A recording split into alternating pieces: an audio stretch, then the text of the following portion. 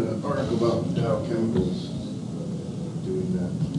Some of their facilities, they use river water. Water they're putting out is actually cleaner than the water coming in. Yeah, and anytime your recycling tech can put out cleaner materials than goes in. In fact, that's the way it has to be. I mean, that is the bottom line of recycling, is that you're not making a bigger problem than you're solving a problem. You're putting clean energy in and putting clean materials out. And the company that I just met with from Vancouver is doing exactly that. You know, they're bringing in waste cellulosic materials. There's some hydrolysis going on, and the quality of the water that goes out, it's sterile, molecularly pure, and as I said, they even pull out several $1,000s worth of gold just in waste, because it's everywhere. And we were talking about this earlier. I was just over at Skaggs building. They've got a really neat analytical chemistry lab over there. They were doing a chemical analysis on some biochar samples for us. They were looking at heavy metals to see if you're going to do biochar, you don't want to be putting lead and mercury on your crops. So they looked for that, and they also just looked for total carbon, oxygen, phosphorus, nitrogen. How do they have to burn it or? No, it's mainly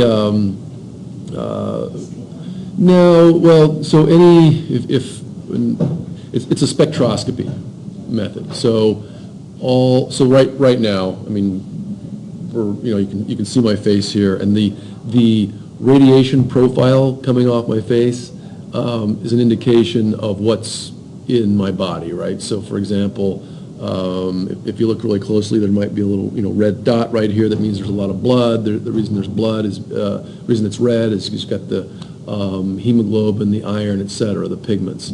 So every single element has its own spectrum that it emits. If we go all the way back to. What's the name of the machine? I'll just show you one example. Because I want to see if there's a thing on YouTube. Yeah. Video on it. Yeah, one's just called X-ray diffraction. XRD. Diffractometer.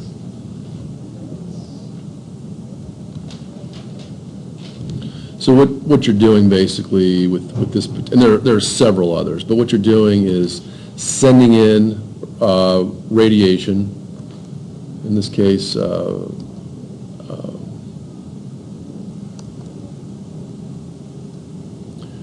you're sending in X-rays, which are high energy, and then what comes back is let's see if there's an example.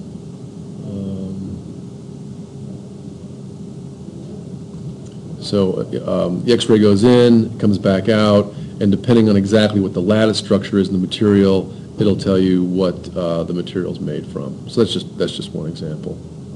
And then another one is mass spec.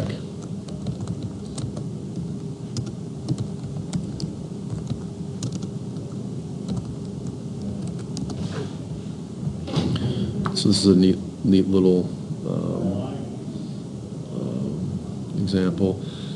So the vaporized sample, so it's not burned per se. In fact, you don't want any oxygen in there because it's going to mess with your sample, but the sample is vaporized.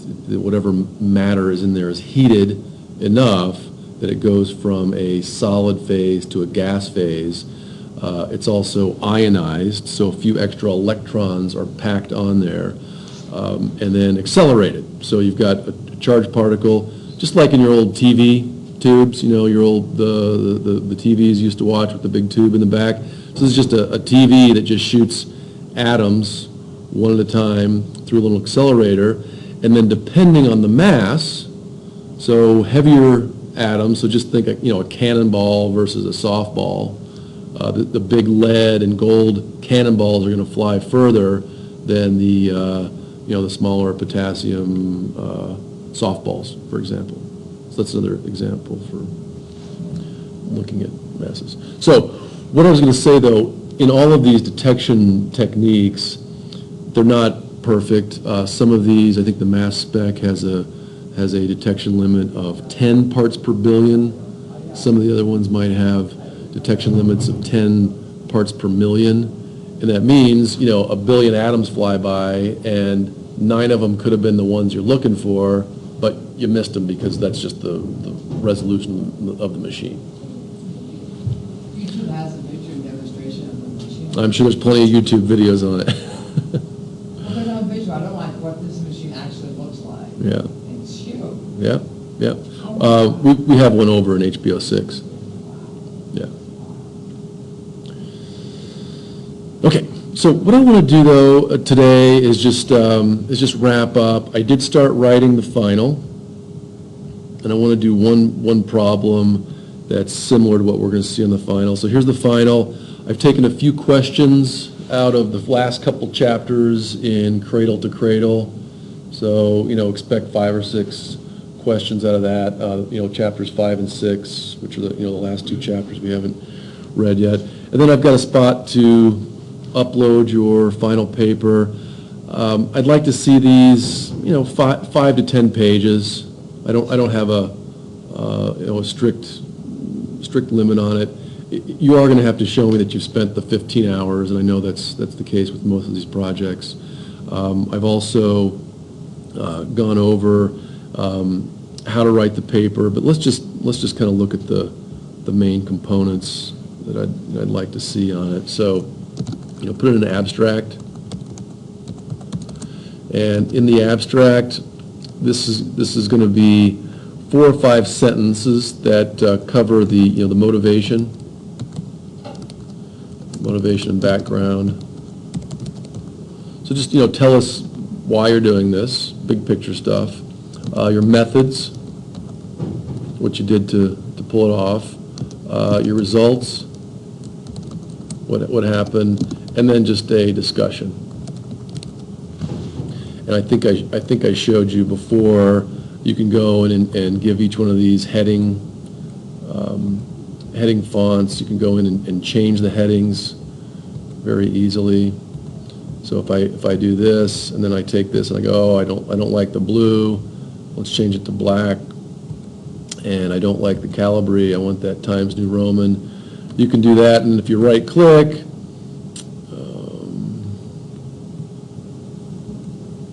actually it's over here. If you right click here, update heading 1 to match selection, then all of your headings match. All right, and if you're like, hey, this should be paragraph style. We don't have a paragraph style there yet, but let's just take this and turn it into Times New Roman, that kind of font. And we can see right now it's normal, but we can very easily create a style, call it paragraph. There you go. And then any other time, you're down here, my results, et cetera, et cetera. Hey, that's supposed to be paragraph. And there you go. So that's just one way to easily format your paper. This should be 200 to 300 words.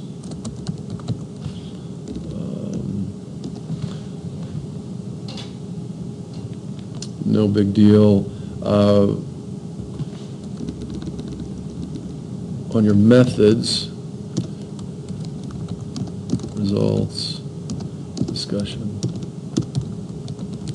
So in your abstract, you're going to want to have a few sentences that hit the highlights of the paper.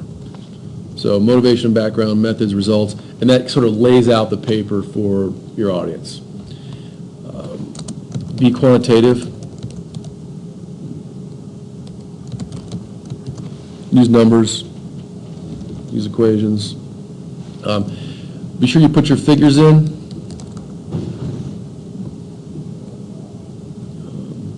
And I strongly recommend putting in captions.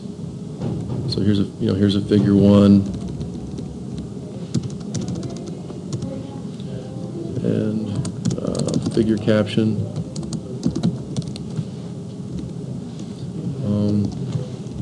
let's just say we go ahead and insert a picture.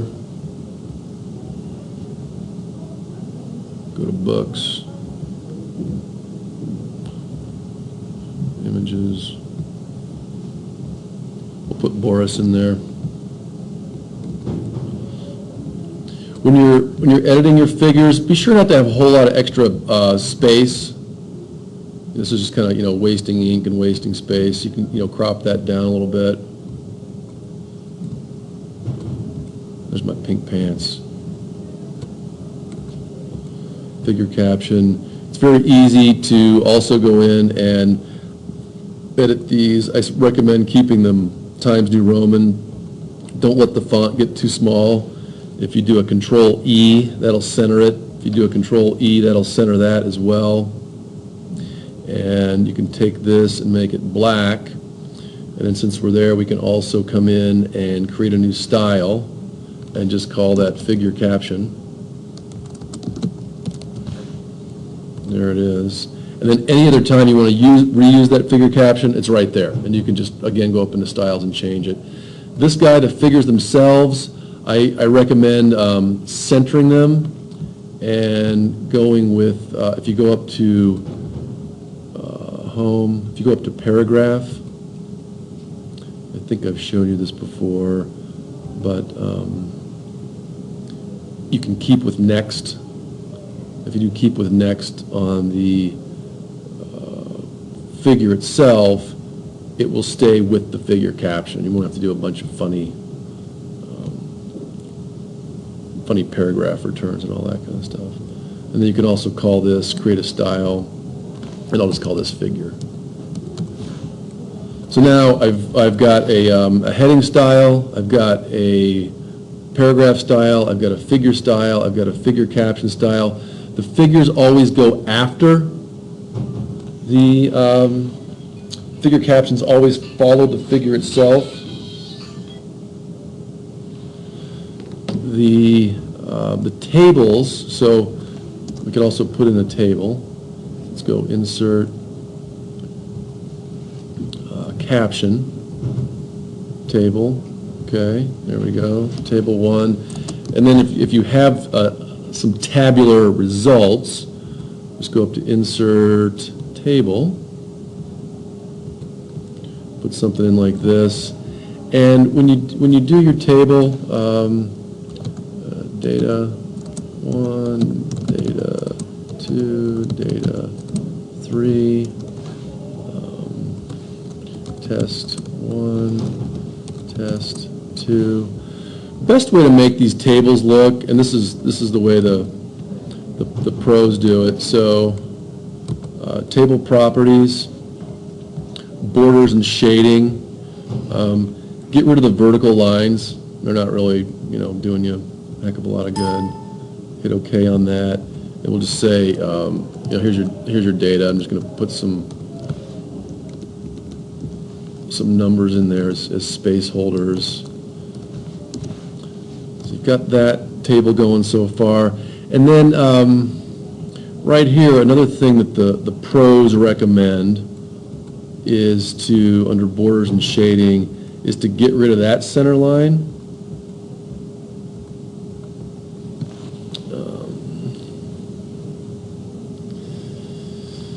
And then if I come in here, I can tidy this up a little bit by double-clicking on the lines themselves. So I can double-click that, double-click that, double-click that. Click on the table itself, center it. You can also go in and center each of these guys. And so that's a nice clean-looking table. One thing you might see sometimes is different sized lines. So again, if we go back into table properties, borders and shading, if you take this this line up to like a 2-point and click the top and the bottom, you get that. And then if you do it again here, and I'm going to just do Control Y, it'll do the top and bottom. You can see it undid the internal one, so I'll just do Control Y again, and it comes back. So, nice clean looking table. This guy can be centered. table caption. Let's make that again. We can just make it the same as a figure caption. And then what you always want to do is reference all tables and figures. And great, and before they appear.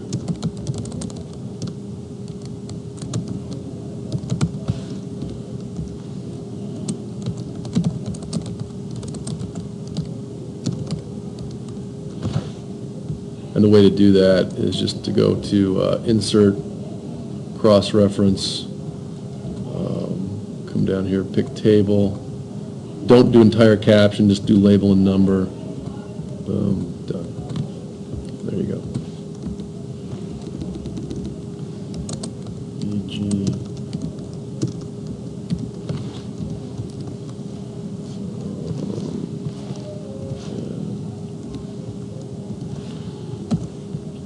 Save that. Documents, courses. So hopefully by now you've got a lot of your report written, and you can even just take this little. I'm just going to post this as a template into the class, and you can see how quickly and easily it was to make. So I'll just call this guy the reports. Open. Template. Save. If you've got an equation, and I'll just throw one of those guys in here. Let's go back to home. Let's go to paragraph. If you're going to put an equation in, put a center tab in like so, and then put in a right tab over here, and then you can just go to Insert, Equation, F equals MA, what have you. Actually, let's do our energy equation. Let's do energy equals C sub P.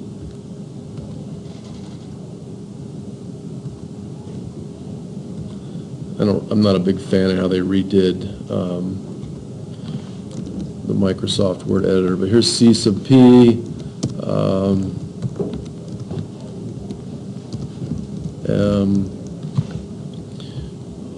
Insert symbol, and let's throw a delta in there, delta T.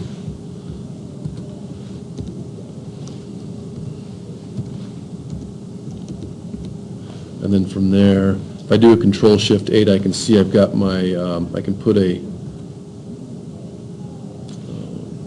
tab there. I'm going to put another tab here. I'm going to do an open paren, and then insert. It's different on each version of Word, but I think it's insert quick parts. It's going to be a field, and I like to use this sequential field for equations, SEQ, and then I just call it EQ.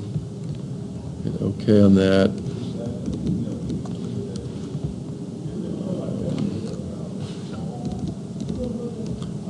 I know we've covered how to you want to make sure that your audience also knows, so where E is energy, C sub P is the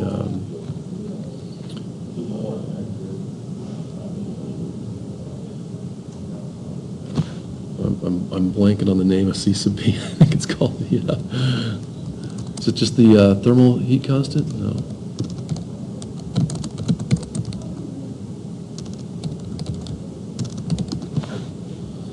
Heat capacity, there we go.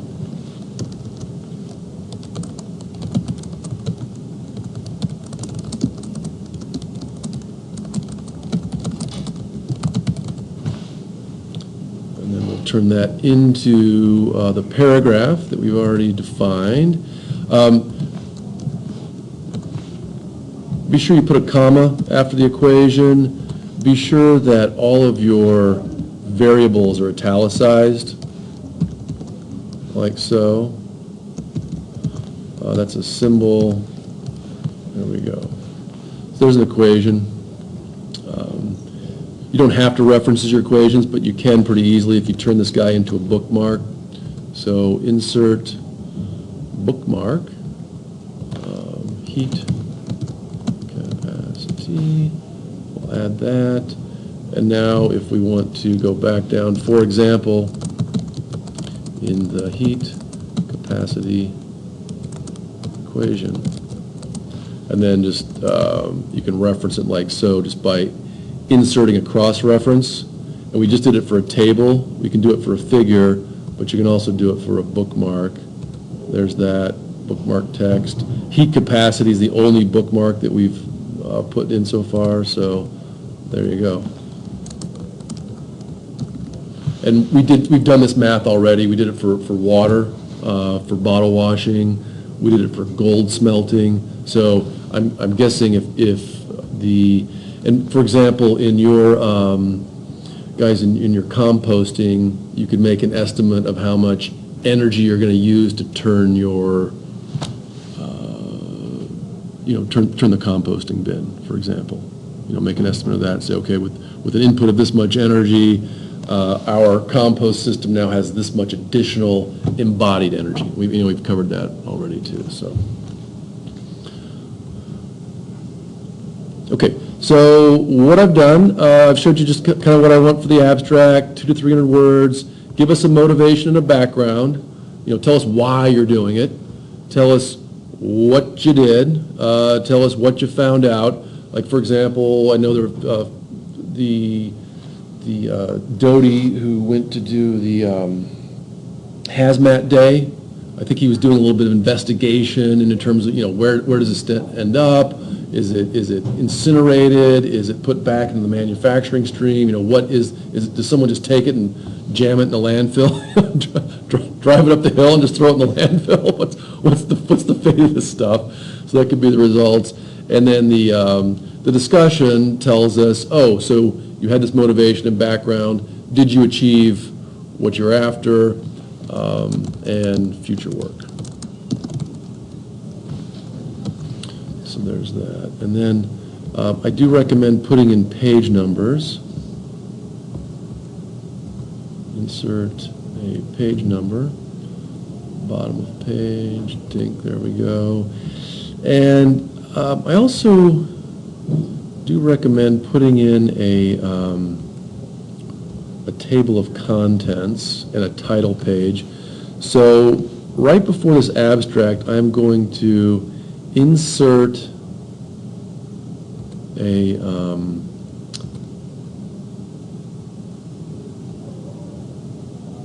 breaking section. So now if I come down here, I can see I've got page 1 first, then I've got page 2. I'm going to put in one more, and if I do Control-Shift-8, I can see the section break there. I'm going to put in one more. These section breaks are fantastic for formatting your paper, by the way. So now I've got page 1, I've got page 2, and I've got page 3. But what I want to do down here is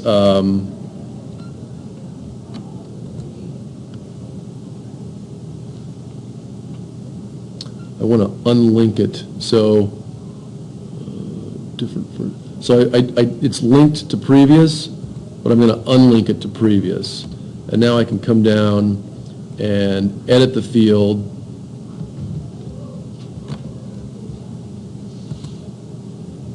Format page numbers. I'm just going to have it start at 1. And then on page 2, I'm going to click this again, and whoops, I want to unlink that other, unlink that as well, and I'm going to have this guy format this page number. I'm going to start at 1, and I'm going to use the Roman numerals there. And on this very first page, I'm just going to get rid of it.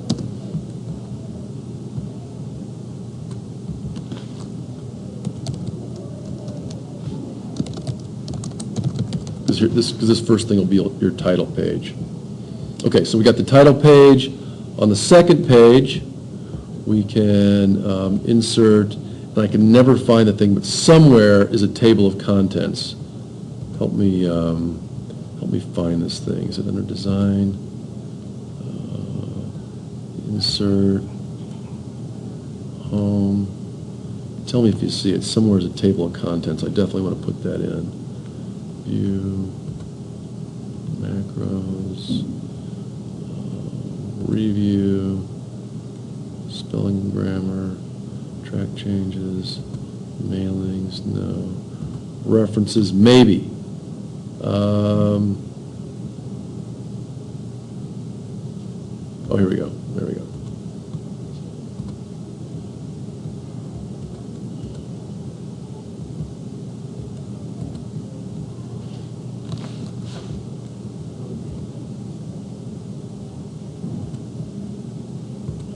Okay, so obviously everything's on page 1 right now, but so what I've done is just in the last, I don't know, 10 or 20 minutes, put together the title page, table of contents, and then the body of your,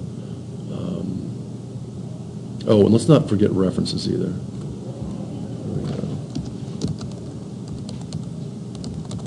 References, and again, that can be a heading. And if I come back up here, I can see that references are not in the table of contents. So let's update that, update the entire field, and boom, there came the references. So pretty simple. So take what you got right now, you can just stick it into this template, use the same formats that I just did, and call it good. So the point is, I don't want you to struggle with the formatting. I just want to take the text and stick it into this format that I've already used. You do not have to invent any of this stuff from scratch. So I can just take this guy, copy it, paste it, and now if I update that field, I've already got my figure 2. I didn't have to format anything. I just copied and pasted something that was already there. Same thing here. If I like that equation, copy it, come down here, paste it, right-click, update that field, and now it's equation 2. So I didn't have to redo any of the formatting. I just preserved it. Anytime I need a new equation, boom, same thing, new heading, boom, and then that allows you to just focus on your text. One thing that sometimes happens in these tables that you can fix is if we go home, paragraph, keep with next, sometimes works. One thing I'd like you to avoid, there might be a way to do it under table properties, rows, specify heights. Yeah, maybe don't allow page break across the rows. Sometimes that works, sometimes it doesn't. I don't know. Let's try keep with next. Yeah. What I want you to avoid, though, is having to do this. And like I said, sometimes the thing works, sometimes it doesn't. The table properties are sometimes tricky, but try to avoid that type of, hitting the paragraph return. For whatever reason, the keep with next did not work for me, nor did the keep rows together, but maybe it'll work for you. And then just, spend a little bit of time with that, but not too much. Okay, I will save that as a template. I will go ahead and drag it.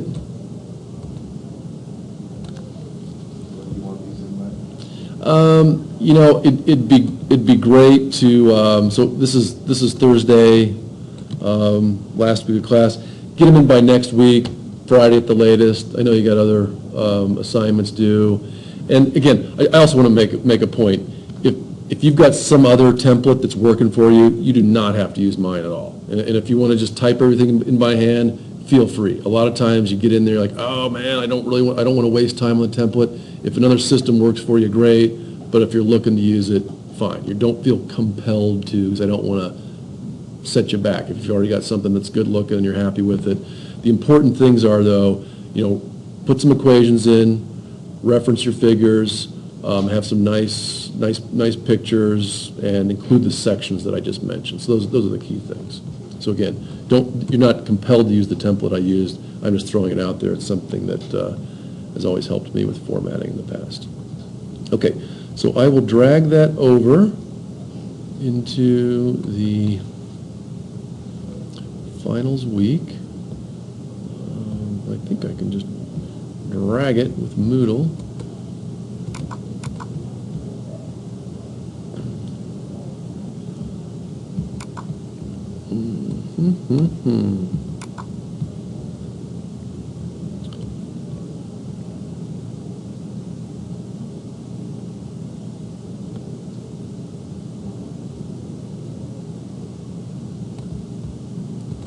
Thought I put it there. 1 second.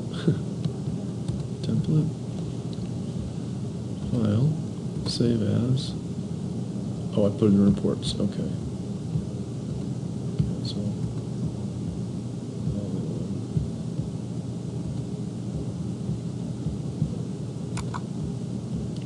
there we go. There we go. Okay, so I've got a template for you there. All right, we'll take a quick break, and then I want to do a couple little quantitative problems. There will be some quantitative problems, some numerical problems on the exam, so I don't want you to get caught off guard with that. So we'll just do 1 or 2 more little ones. A lot of times I'll have students emailing me, say, hey, I was able to look up the information and do the short answers, but a lot of times these quantitative problems end up being an issue, and quite frankly, that's the type of skill that is going to allow you to be successful if you want to really get into the energy and financial aspects of recycling technology. The quantitative aspects are really the most critical. You're not going to be able to survive without them. Okay, quick break, and then I'll be right back.